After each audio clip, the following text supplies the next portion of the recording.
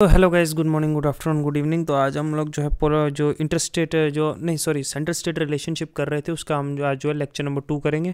मैंने बताया था ये 2-3 पार्ट्स में कंप्लीट होगा। पिछले बैच में हमने एग्जीक्यूटिव कुछ लेजिस्लेटिव फंक्शन पढ़े थे और आज हम लोग जो है फाइनेंशियल फंक्शंस पढ़ेंगे जो सेंटर और स्टेट का होता है, जो क्रूशियल एस्पेक्ट है एक फेडरल सिस्टम का। देखो इसमें जो है ना, जब फाइनेंशियल हम लोग पढ़ रहे हैं तो इसमें हम लोग देखना है रेवेन्यूज रिलेटेड, फाइनेंशियल रिसोर्सेज और रिस्पॉन्सिबिलिटी क्या क्या है बिटवीन यूनियन और स्टेट, और किस तरह से स्टेट को एनेबल करता है परफॉर्म करने के लिए और यस यूनियन को अपने रिस्पेक्टिव फंक्शन। इसमें बहुत सारे कॉन्स्टिट्यूशनल प्रोविजंस हैं, है ना, वेरियस मैकेनिज्म और इंस्टीट्यूशंस हैं, उसके बारे में हम बड़े डिटेल वाइज पढ़ेंगे। ओके, तो चलते हैं। ठीक है, सबसे पहली चीज़ है टैक्सेशन पावर। देखो यूनियन जो टैक्सेस है ना, तो यूनियन टैक्सेस जो हैं, जो union government has exclusively right to levy taxes on subject listed in union list. जो आर्टिकल 246 के अंडर जो यूनियन लिस्ट है ना, मैंने आपको 3 लिस्ट पढ़ाई थी, यूनियन, स्टेट और कंकरेंट लिस्ट। ठीक है, यूनियन लिस्ट में जो भी लिस्ट में जो भी फंक्शंस हैं जिन पे वो एग्जीक्यूटिव पावर्स है, जिनमें वो लेजिस्लेटिव फंक्शंस हैं उसके यूनियन के, उसमें लॉज और कानून जिनमें बना सकती है, उसमें टैक्सिंग पावर भी यूनियन की है। दीज टैक्सेस जैसे इंक्लूड कर, जैसे इनकम पे या एग्जीक्यूटिव या कॉर्पोरेशन टैक्स है, जैसे कि कस्टम ड्यूटीज़ है ना, कस्टम ड्यूटीज़ है, एक्सरसाइज ड्यूटी है, या कोई अदर सर्टन गुड्स या किसी और चीज़ पे। स्टेट टैक्सेस जो है स्टेट गवर्नमेंट अथराइज है उन्हीं पे, स्टेट लिस्ट में जो चीज़ें हैं आर्टिकल 246 में। ठीक है, ये टैक्सेस जैसे लैंड पे या लोकल सेल टैक्सेस है, नाव जो है अभी जो सेल टैक्सेस के अभी जीएसटी आ गया जो कंकरेंट लिस्ट में आ गया, properties and taxes on vehicles. ठीक है, इस तरीके के टैक्सेस जो है स्टेट में, जो कंकरेंट लिस्ट में थे टैक्सेस है ना, पहले तो यूनियन और स्टेट दोनों कलेक्ट कर सकती थी, वो अब हो गया जीएसटी, कॉमन टैक्स। जीएसटी हो गया ना, गुड्स एंड सर्विसेज टैक्स जो है वो कंकरेंट लिस्ट में आ गया। ठीक है, तो ये कुछ है चीज़ें जिनमें अलग अलग जो है चीज़ें कर सकते हैं। अब डिस्ट्रीब्यूशन ऑफ रेवेन्यू, देखो जो डिस्ट्रीब्यूशन है टैक्स रेवेन्यू का जो सेंटर और स्टेट गवर्नमेंट के बीच में, ये एक फंडामेंटल एस्पेक्ट है रेवेन्यू सिस्टम का, एक फाइनेंशियल सिस्टम का पार्ट, जो एक फिजिकल फेडरलिज्म का पार्ट है। इंडियन कॉन्स्टिट्यूशन जो एस्टैब्लिश करता है एक फ्रेमवर्क जहाँ इक्विटेबल एलोकेशन होगा टैक्स रेवेन्यू का, ये एम करता है एक मेंटेन करने के लिए बैलेंस ऑफ पावर यूनियन और स्टेट गवर्नमेंट के बीच में। देखना कैसे ये डिस्ट्रीब्यूशन जो प्राइमरी इन्फ्लुएंस किसके द्वारा किया, फाइनेंस कमीशन के द्वारा है। इसके बारे में हम आगे भी पढ़ेंगे। आर्टिकल 280 पावर देता है कॉन्स्टिट्यूशन का, ये कॉन्स्टिट्यूशनल बॉडी के प्रेसिडेंट जो है एक फाइनेंस कमीशन सेट करेगा, उसके अकॉर्डिंगली जो है टैक्स डेवल्यूशन जो हॉरिजॉन्टल डिस्ट्रीब्यूशन ऑफ टैक्सेस होगा, ठीक है, शेयर किया जाएगा दोनों गवर्नमेंट्स के बीच में। इसके बारे में हम बड़े डिस्कशन से आगे करेंगे। ठीक है, अब कुछ देख लेते हैं। देखो जो 80th अमेंडमेंट था ना कॉन्स्टिट्यूशन का, इसने जो है बहुत सारी changes, 80th amendment constitutional amendment था, इसने बहुत सारी चेंजेस लाई कॉन्स्टिट्यूशन में। डेवल्यूशन ऑफ टैक्स, किस तरह से जो है टैक्स का जो रेवेन्यू है वो डेवल्यूशन किया जाएगा, ग्रांट इन एड कैसे दी जाएगी, ये क्या आगे समझेंगे। एस्टैब्लिश कैसे किया जाएगा मोर कोऑपरेटिव और एक स्ट्रक्चर सिस्टम जो सेंटर और स्टेट के जो फाइनेंशियल रिलेशन है उनको और जो है क्या करेगा, मजबूत करेगा। फिर आर्टिकल 270 को अमेंड किया गया, जिससे इनेबल किया गया कि फाइनेंस कमीशन को रिकमेंड करेगी certain taxes that had previously fully retained by union government, that amendment allowed better flow of funded to the state from union. Article 270 को आर्टिकल को जब हमने अमेंड किया तो इसको फाइनेंस कमीशन ने क्या दिया, पावर दी फाइनेंस कमीशन को कि बहुत सारे टैक्सेस पहले जो यूनियन अपने पास रख लेती थी वो भी अब जो है स्टेट गवर्नमेंट्स को दिए जाएंगे। एक बेटर फ्लो ऑफ होगा ना फंड्स स्टेट्स को, ताकि वो और काम कर सके और बेटरमेंट्स के लिए। ठीक है, इस तरीके से। फिर आया 101 कॉन्स्टिट्यूशनल अमेंडमेंट, 101 कॉन्स्टिट्यूशनल अमेंडमेंट आया, इसने यूनिफाई कर दिया टैक्स स्ट्रक्चर को। 101 इसने foundation for a unified tax system, जहां गुड्स और सर्विसेज जो हैं वो टैक्स किए जाएंगे सेम रेट पर पूरी कंट्री में। जीएसटी है ना, goods and services tax, making it easier जो बिजनेसेस के लिए और ऑपरेट करने के लिए अक्रॉस बॉर्डर्स। पहले हर स्टेट में अलग टैक्स रेट्स थे, तो अब जो है थ्रू आउट द कंट्री एक सिमिलर एक गुड्स एंड सर्विसेज टैक्स को इसने क्या किया, सिंप्लीफिकेशन किया। जीएसटी ने जो है ना पिछला जो इससे पहले जो कॉम्प्लेक्स और जो फ्रेगमेंटेड और मल्टीपल जो इनडायरेक्ट टैक्सेस थे ना, जैसे सेल टैक्स हुआ, फिर सर्विस टैक्स, फिर एक्सरसाइज ड्यूटी, फिर वैट, इसने इन सारे को जो क्या इस सारे स्ट्रक्चर को सिंप्लीफाई कर दिया कि एक गुड्स और सर्विसेज टैक्स लगेगा, बस सिंगल टैक्स। पहले सेवरल टैक्सेस थे। इससे क्या होगा, इनहेंस होगा revenue generation by bringing more goods and services जो है ना अंडर टैक्स नेट। जीएसटी ने हेल्प किया इंक्रीज करने के लिए टैक्स कॉम्प्लाइंस, क्योंकि ईजिली हो गया। पहले इंडायरेक्ट टैक्सेस जो वैट लगता, sale tax, service tax, multiple taxes were broad base, एक तो बेस इंक्रीज किया, मतलब मल्टीपल चीज़ों को जो है टैक्स के अंदर लाया गया गुड्स एंड सर्विसेज में, है ना। इससे एक बेटर रेवेन्यू जनरेशन होगा, मैकेनिज्म जो बहुत सेंटर और स्टेट के लिए इंपॉर्टेंट है, ये कंकरेंट लिस्ट में आता है, ठीक है। 101 कॉन्स्टिट्यूशनल अमेंडमेंट एक्ट याद रखना, ठीक है। अब एक दो आर्टिकल देखते हैं, जैसे आर्टिकल 268 है इंडियन कॉन्स्टिट्यूशन का, ये डील करता है duties and taxes that are levied by union but are collected and appropriated by state. Article 268 के अंदर जो टैक्सेस आते हैं ना, वो जो हैं वो लगाए किसके जाते हैं, यूनियन की द्वारा, लेकिन वो कलेक्ट किए जाते हैं और यूज़ किसके दिए जाते हैं, स्टेट्स के द्वारा। जैसे स्टैम्प ड्यूटी है बहुत सारे डॉक्यूमेंट्स पे, या such as bills of exchange है, या प्रोमिसरी नोट्स है, जिनका रेट, जिनकी टैक्सेस जो है वो है यूनियन लिस्ट में, लेकिन ये कलेक्ट किसके किए जाते हैं और यूज़ पैसा किसके किया जाता है, स्टेट्स के द्वारा। फिर वैसे ही आर्टिकल 269 में भी आता है, जो सप्लाई है टैक्सेस की, supply of goods and services other than taxes on sales of purchase of goods, sale या परचेज के बाद सप्लाई में जो टैक्सेस लगते हैं, जो कैरी आउट होता है, जो मतलब इंटर स्टेट ट्रेड होता है या फिर कॉमर्स, वो लेविड भी किए जाते हैं और कलेक्ट किए जाते हैं यूनियन के द्वारा। जब इंटर स्टेट में होगा ना, वो लगाया भी यूनियन के द्वारा जाता है और कलेक्ट भी यूनियन के द्वारा किया जाता है, मतलब यूनियन गवर्नमेंट मतलब पार्लियामेंट के द्वारा। But proceed of such taxes shall be appropriated by states in accordance with the principle of parliament में एज बाय लॉ प्रेस्क्राइब्ड। मतलब क्या है कि प्रोसीड ऑफ सच टैक्सेस वो किसको, एक अप्रोप्रिएट स्टेट्स को दिए जाएंगे, जिस हिसाब से जो है पार्लियामेंट लॉ बनाएगी उस हिसाब से, ठीक है। अब हम थोड़ा सा देखते हैं आर्टिकल 269 में क्या चेंजेस किए गए। देखो, जो आर्टिकल 269A ऑफ कॉन्स्टिट्यूशन है ना, वो डील करता है गुड्स एंड सर्विसेज टैक्स के लिए, जो अमेंडमेंट 101 अमेंडमेंट में ऐड किया गया। जो गुड्स एंड सर्विसेज जो इंटर स्टेट ट्रेड या कॉमर्स होगा एक स्टेट से दूसरी स्टेट में, तो स्पेसिफिकली दैट जीएसटी और on the supply of goods and services in the course of inter state trade और commerce will be levied and collected by union government. तो जीएसटी क्या करेगा, मतलब गुड्स एंड सर्विसेज जो एक स्टेट से दूसरी स्टेट में जा रहे हैं, वो उसे कौन कलेक्ट करेगा और लगाएगा कौन, टैक्सेस कितने %, क्या रेट है, वो सारा सेंटर लगाएगा और कलेक्ट भी सेंटर ही करेगा। और यूनियन रिस्पॉन्सिबल है इसकी एडमिनिस्ट्रेशन की, इंटर स्टेट ट्रेड की। और इसे कॉम्बिनेशन सेंट्रल जीएसटी भी कहते हैं, CGST, central goods and services tax. और फिर आता है स्टेट्स गुड्स एंड सर्विस, जो इंट्रा स्टेट होता है, मतलब देखो स्टेट्स गुड्स एंड सर्विसेज होता है जो स्टेट के अंदर टैक्सेस लगते हैं, मल्टीपल डिस्ट्रिक्ट्स में, तहसील्स में, स्टेट के अंदर। और सेंट्रल जीएसटी क्या होता है कि जो एक स्टेट से दूसरी स्टेट में लगते हैं, याद रखना। ये एक सिंगल टैक्स कॉल्ड, इन सिंगल टैक्स को कहते हैं IGST, inter state goods and services tax. All through union जो कलेक्ट करती है IGST, the proceed from this tax है, वो भी डिस्ट्रीब्यूट किया जाता है यूनियन और स्टेट्स के बीच में। जो formula based on a formula जो गुड्स एंड सर्विसेज जो जीएसटी काउंसिल डिसाइड करती है, उस फॉर्मूले पर ही बाद में जो है जो इंटर स्टेट में कलेक्ट किया जाता है, वो भी जो है बाद में जो है क्या किया जाता है, वो इन्हें ही ट्रांसफर किया जाता है। ओके, समझे कि नहीं समझे? तो ये है, ये कुछ जीएसटी के आने के बाद जो है कुछ चेंजेस आए हैं, ब्रॉड चेंजेस जो हैं टैक्स सिस्टम में हमारे हुआ है, ठीक है। टैक्सेस होते हैं, जैसे आर्टिकल 270 के अंदर कुछ टैक्सेस आते हैं ना, जो क्या किए जाते हैं, जो लेविड भी किया जाते हैं और कलेक्ट भी किए जाते हैं यूनियन की जगह, यूनियन गवर्नमेंट के द्वारा, लेकिन वो डिस्ट्रीब्यूट जो है यूनियन और स्टेट्स के बीच में इक्वली किए जाते हैं, है ना। तो वो टैक्सेस जो कलेक्ट यूनियन के, वो टैक्सेस जैसे इंक्लूड करते हैं, जैसे फॉर एग्जांपल जो टैक्सेस हैं, मतलब income tax except agriculture income जो है उस पर टैक्सेस नहीं है, कस्टम ड्यूटी जैसे हो गई, है ना, एक्सरसाइज ड्यूटी है एक्सेप्ट उन तम्बाकू या अदर गुड्स पे जो है, सर्विसेज टैक्स है बिफोर जीएसटी इंप्लीमेंटेशन, उससे पहले सर्विस टैक्स होता था, कॉर्पोरेशन टैक्स है, duty on goods article 270 specifically excludes certain duties of exercise जैसे तम्बाकूज and other good manufactured produced in India which is not shared with state. इन चीज़ों पे जो है ना टैक्सेस जो है वो शेयर स्टेट के साथ नहीं किए, this duty entirely remain with you, ये इंटायरली यूनियन गवर्नमेंट के कंट्रोल में रहती है। बाकी जो चीज़ें एग्जांपल्स मैंने दिए ये जो हैं, इनमें से जो है जो यूनियन द्वारा कलेक्ट भी किए जाते हैं और यूनियन द्वारा इन पे जो है टैक्सेस लगाए भी जाते हैं, लेकिन ये जो है डिस्ट्रीब्यूट जो है यूनियन और स्टेट्स के बीच में किए जाते हैं, ठीक है। फिर आर्टिकल 271 है कि surcharge on certain duties, certain taxes and duties for the purpose of centre and state. देखो सरचार्ज जो है ना एक एडिशनल टैक्स होता है, जो देखो अगर कहीं 30% जो है किसी पर टैक्स लगा है तो उस पर 1% या 2% उस टैक्स के ऊपर जितना टैक्स लगा है, टैक्सेबल प्रॉपर्टी है जितनी, उसके ऊपर जो है स्पेसिफिक सरचार्ज या सेस लगाया जाता है, ये इम्पोज किया जाता है एग्जिस्टिंग जो रेट ऑफ टैक्स या ड्यूटी है। पर्पज सरचार्ज या सेस का होता है टिपिकली एक स्पेसिफिक किसी फिजिकल रिक्वायरमेंट के लिए यूनियन गवर्नमेंट के लिए। फॉर एग्जांपल कोई फंडिंग, कोई स्पेसिफिक प्रोजेक्ट फंड करने के लिए भी होता है कभी कभी, ठीक है।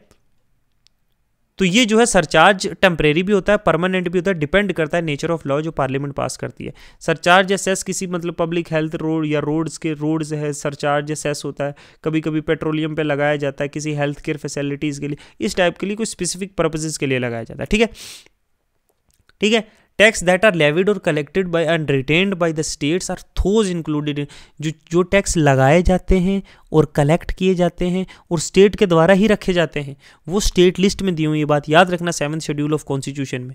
ये टैक्स मेंट होते हैं सम स्टेट स्पेसिफिक एक्टिविटीज़ के, जैसे कोई पॉलिसी, हेल्थ, एजुकेशन या एग्रीकल्चर या डेवलपमेंट, लोकल डेवलपमेंट के लिए कुछ टैक्सेस लगाए जाते हैं जो स्पेसिफिकली अपने पास रखे जाते हैं। अब हम कुछ देखते हैं नॉन टैक्स रेवेन्यू जो सेंट्रल गवर्नमेंट है, ये तमाम हमने टैक्स रेवेन्यूज़ देखे, ठीक है।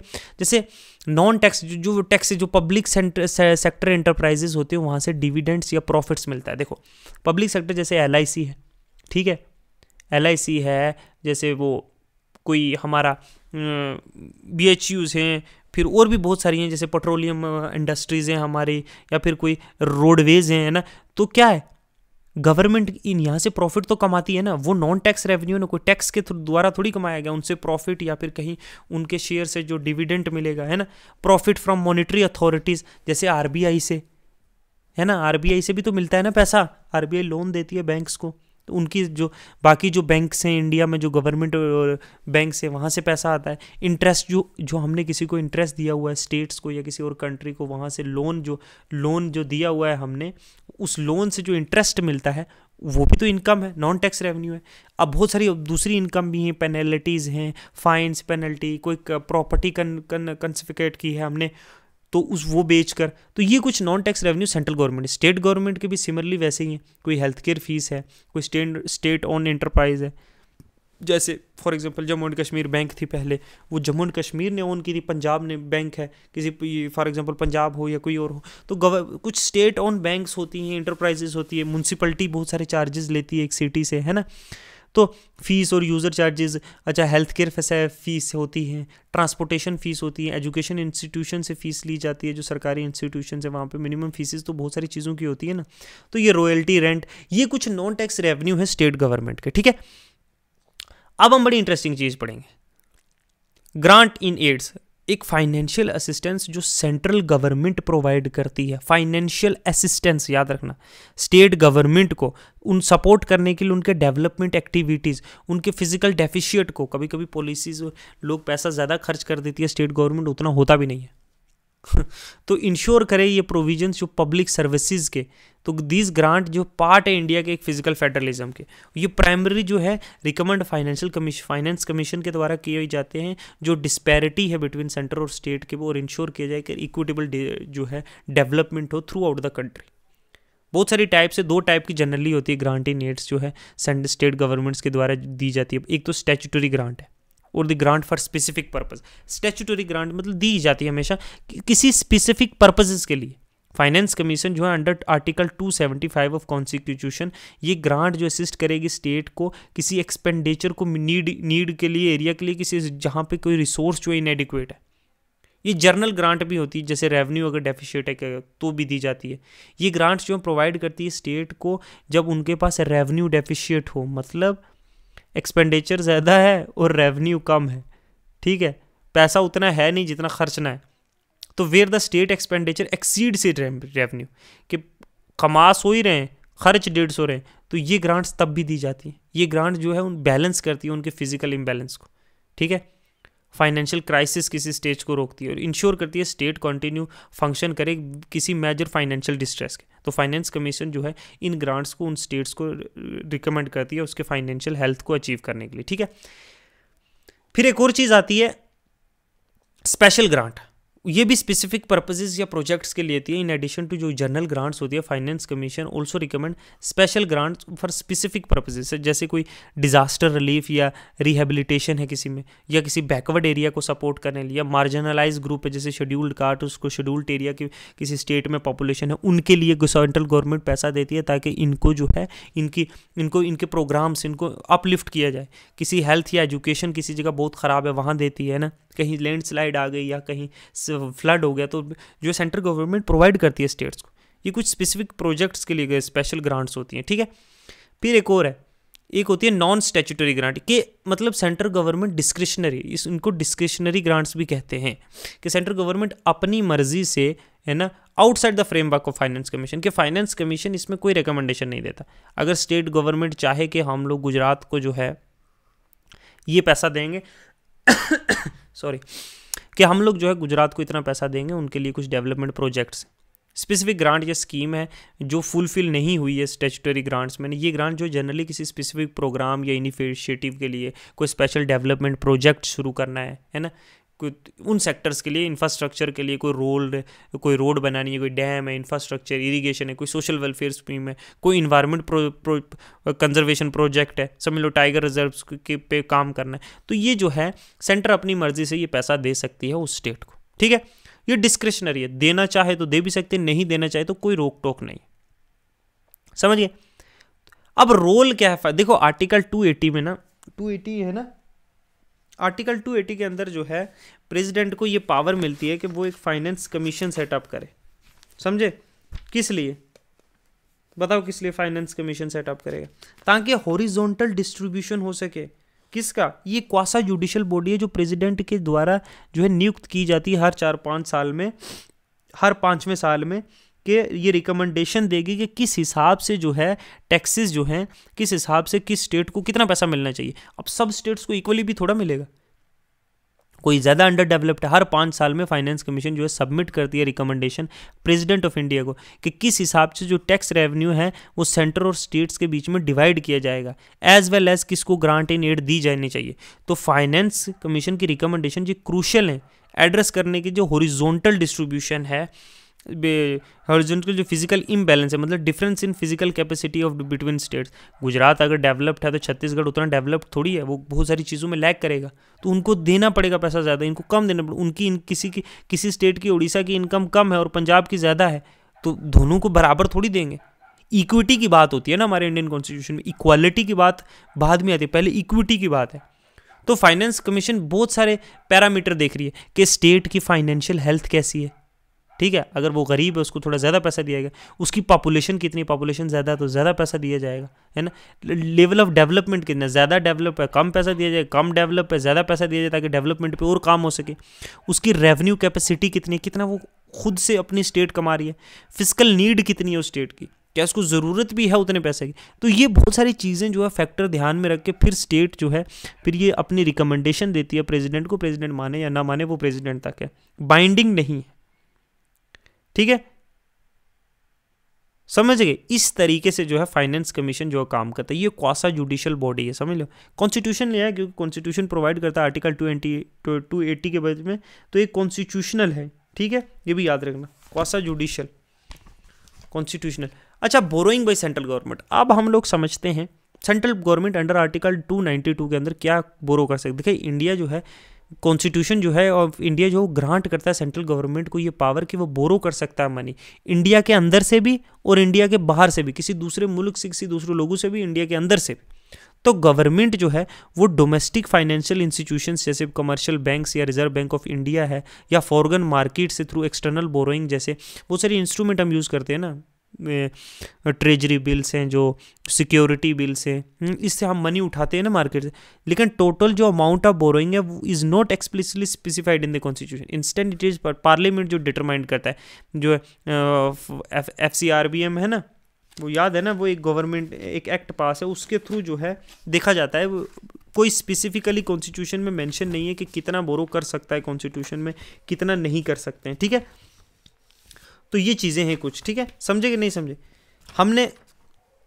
तो इस तरीके से मतलब सेंट्रल गवर्नमेंट इंडिया के अंदर से भी बोरो कर सकती है और इंडिया के बाहर से भी बोरो कर सकती है, ठीक है। लेकिन क्या स्टेट गवर्नमेंट भी सिमिलर चीजें कर सकती है? स्टेट गवर्नमेंट जो है नहीं, state government also have power to borrow कर सकती है, but they are stricted regulation on the borrowing power compare to central government. Constitutional provision देखो आर्टिकल 293 के अंदर कॉन्स्टिट्यूशन जो इंडिया है वो ग्रांट करता है स्टेट को पावर, स्टेट गवर्नमेंट को, कि पैसा बोरो कर सके, लेकिन विद इन इंडिया और फ्रॉम एक्सटर्नल, बट ओनली अगर सेंट्रल गवर्नमेंट जो है उसे प्रायर कंसेंट देगी कि स्टेट जो है if the state has any outstanding loan from the centre, वो अगर स्टेट का पहले से सेंट्रल गवर्नमेंट का लोन है स्टेट पे, उस स्टेट पे, तो उस स्टेट को सेंट्रल गवर्नमेंट की कंसेंट लेनी पड़ेगी बोरो करने के लिए, समझे। State government is required to adhere to physical discipline guidelines and borrow only for productive purposes जो emphasise on sustainability and repayment capacity. मतलब इंटरनल बोरोइंग भी कर सकता है, एक्सटर्नल करेगा तो उसके लिए क्या प्रायर परमिशन लगेगी गवर्नमेंट की। सो जो स्टेट गवर्नमेंट इज थोड़ा इसमें नैरो है, क्योंकि स्टेट गवर्नमेंट क्या कर सकती है, नहीं बोरो कर सकती है किससे, outside the country. State government can not raise loan without the consent of centre if there still have कोई भी अगर आउटस्टैंडिंग लोन उस पे है और अपनी कंसोलिडेटेड फंड ऑफ स्टेट है जो, उसके आधार पे वो आउटसाइड इंडिया बोरो नहीं कर सकती स्टेट गवर्नमेंट, ठीक है। अब प्रॉपर्टी और इनकम ऑफ द स्टेट तो हमने पढ़ा है। अब हम आर्टिकल 299 के अंदर एक और पढ़ते हैं कि 299 आर्टिकल 289 ये ग्रांट करता है इम्यूनिटी जो प्रॉपर्टीज और इनकम है स्टेट गवर्नमेंट की फ्रॉम टैक्सेशन, किससे टैक्सेशन, सेंट्रल गवर्नमेंट से। जो स्टेट गवर्नमेंट की प्रॉपर्टीज हैं स्टेट गवर्नमेंट की, उस पे सेंट्रल गवर्नमेंट टैक्सेस नहीं लगाती है। प्रोविजन इंश्योर करता है जो इनकम और प्रॉपर्टी है स्टेट गवर्नमेंट की वो सब्जेक्टेड ना हो किसी भी सेंट्रल टैक्स के। ये एक क्या है, फाइनेंशियल ऑटोनॉमी देता है स्टेट को। लेकिन यहाँ एक इंपॉर्टेंट है, ये भी नोट करना है कि ये इम्यूनिटी अप्लाई करती है सिर्फ प्रॉपर्टीज़ को, और इनकम ऑफ स्टेट का जो यूज़ की जाती है गवर्नमेंट पर्पसेस के लिए, ये उन चीज़ों के लिए एक्सटेंड नहीं करती जहाँ इनकम और कमर्शियल एक्टिविटीज़ कैरी आउट हो रही हो स्टेट में। फॉर एग्जांपल अगर स्टेट गवर्नमेंट के एग्रीकल्चर डिपार्टमेंट की जो लैंड है या पब्लिक हेल्थ सर्विसेज है, वो उनको तो सेंट्रल गवर्नमेंट टैक्स नहीं कर सकती ना, टैक्स नहीं ले सकती। लेकिन अगर स्टेट इंगेज है कमर्शियल एक्टिविटीज़ में, running A state on enterprises that commercial income में बी टैक्स्ड बाय, उस पर टैक्स लगा सकती है जो कमर्शियली इनकम है, समझे। Welfare of the people and profit are the two opposite thing. वहीं सेंट्रल गवर्नमेंट भी जो है सेम चीज़ नहीं कर सकती है। स्टेट जो सेंट्रल गवर्नमेंट की प्रॉपर्टीज़ हैं स्टेट में, उन पे जो है स्टेट गवर्नमेंट टैक्स नहीं लगा सकते, ये बात भी याद रखना। अब कुछ हम चीज़ें देखते हैं जो आर्टिकल 250 नेशनल इमरजेंसी के टाइम पे फाइनेंशियल जो एस्पेक्ट है, जो फाइनेंशियल रिलेशनशिप है सेंट्रल और स्टेट का, उस पर कैसे इंपैक्ट पड़ता है। देखो जो इमरजेंसी प्रोविजन है ना, जैसे आर्टिकल 352 के अंदर जो फाइनेंशियल कंट्रोल है, जब सेंट्रल गवर्नमेंट जब 352 जब किसी स्टेट पे जो है लग जाता है ना, तो क्या होता है कि जो सेंट्रल गवर्नमेंट है वो डायरेक्ट कर सकती है उस स्टेट को कि कैसे अपने फाइनेंशियल रिसोर्सेज का, including imposing restriction on their borrowing और स्पेंडिंग, तो ये इम्पोज कर सकती है रिस्ट्रिक्शन उनकी बोरोइंग और स्पेंडिंग पर भी, कि किस तरीके से तुम बोरोइंग करोगे, किस तरीके से तुम क्या स्पेंड करोगे, ठीक है। प्रेसिडेंट मॉडिफाई कर सकता है constitutional distribution of revenue central और स्टेट के बीच में जब नेशनल इमरजेंसी लगती है आर्टिकल 352 के अंदर, ठीक है। इसका मतलब कि प्रेसिडेंट रिड्यूस भी कर सकता है या कैंसिल भी कर सकता है ट्रांसफर ऑफ फाइनेंस, ये ग्रांट इन एड या कोई भी टैक्स शेयरिंग बेनिफिट्स है, ये चीज़ें जो है मॉडिफाई की जा सकती है जब तक कि फाइनेंशियल ईयर ख़त्म होता है जिसमें जो है नेशनल इमरजेंसी जो है ऑपरेट हो रही है लगी। अब कंट्रोल ओवर स्टेट फाइनेंसेस, जब फाइनेंशियल इमरजेंसी लगती है आर्टिकल 360 में, तो क्या कर सेंट्रल गवर्नमेंट गेन कर लेती है power to take measure during the क्या financial instability of the country, पूरी कंट्री में लगती है, तो वो इम्पोज कर सकते हैं कंट्रोल स्टेट के बजट पर, है ना। कुछ टू ऑब्जर्व कर सके स्पेसिफिक जो कैनियन होते हैं फाइनेंशियल प्रॉपर्टी को लिमिट कर सकती है, एक्सपेंडिचर को मैनेज कर सकती है स्टेट के फाइनेंसेस को। सेंट्रलाइजेशन ऑफ फाइनेंशियल पावर हो जाता है क्योंकि नेशनल इमरजेंसी के द्वारा सेंटर डायरेक्ट करती है स्टेट को कुछ स्पेसिफिक गाइडलाइन फॉलो करने के लिए, किस तरीके से स्पेंड करना है, किस तरीके से रेवेन्यू जनरेट करना है, वो रिड्यूस कर सकती है, किस तरह से स्टेट और उधार ले सकता है किसी से। तो power to direct state legislator, ठीक है, प्रेसिडेंट इशू कर सकता है वो डायरेक्टिव लेजिस्लेचर को फाइनेंशियल मैटर पे कि सेंट्रल को इस पॉलिसी इस तरीके से करना है, ताकि वो क्या कर सके during this kind of emergency they can fight as one ना, वो रिजर्व कर सकता है जितने भी मनी बिल हैं या कोई भी फाइनेंशियल बिल है कंसिडरेशन ऑफ प्रेसिडेंट के लिए। कौन? गवर्नर। ठीक है, कोई भी मनी बिल रिलेटेड और कोई इशू है तो क्या है, वो क्या है, प्रेसिडेंट को जो है, प्रेसिडेंट के लिए रिजर्व कर सकता है ड्यूरिंग कब? Financial emergency. कब? आर्टिकल 360 के अंडर। ये बात समझना मेरी बात, ओके। आर्टिकल 360 के अंडर क्या कर सकता है? रिजर्व कर सकता है बिल। ठीक है, ये कुछ जो है हमने फाइनेंशियल रिलेशनशिप पढ़ा, किस तरीके से टैक्सेस का जो है लेन देन होता है, किस तरह से पैसे का कैसे बोरोइंग चलती है, क्या क्या चीज़ें हैं। तो ये आज था हमारा जो है जो सेंटर स्टेट रिलेशनशिप का लेक्चर नंबर 2। ठीक है, तो हम एक और लेक्चर लेंगे, उस लेक्चर नंबर 3 जो है उसमें हम लोग करेंगे जो वो है ना एडमिनिस्ट्रेटिव रिफॉर्म कमीशन एक, फिर हम एक करेंगे राजमन्नार। ठीक है, राजमन्नार कमेटी। 2 चीज़ें, क्योंकि ये सब सेंटर स्टेट रिलेशनशिप से मिलती जुलती हैं। तीसरी करेंगे हम लोग जो है अनंतपुर साहिब रेजोल्यूशन। चौथा हम करेंगे वेस्ट बंगाल का मेमोरेंडम, क्योंकि ये सारे इंडियन पॉलिटी में भी शायद दिए हुए हैं। फिर हम सरकारिया कमीशन करेंगे, फिर हम करेंगे पुंछियाई कमीशन। ठीक है, पुंछी कमीशन। ठीक है, ये सारी चीज़ें करने के बाद जो है हम एक जनरल ओवरव्यू लेंगे। इतना लंबा तो सारा डिटेल में नहीं जाएंगे, वो तो तुम लोग कहीं से भी पढ़ सकते हो। तो ये सारी कमीशंस के बारे में हम एक जनरल ओवरव्यू लेंगे, ये क्या कहना चाहती थी, कब सेटअप हुई थी, कौन इसका हेड था, और बाकी जो उसके रेजोल्यूशन दिए हुए थे वो तुम पढ़ सकते हो। ठीक है, तो आज के लिए इतना ही रखते हैं। Good bye, do subscribe and like. Okay, bye.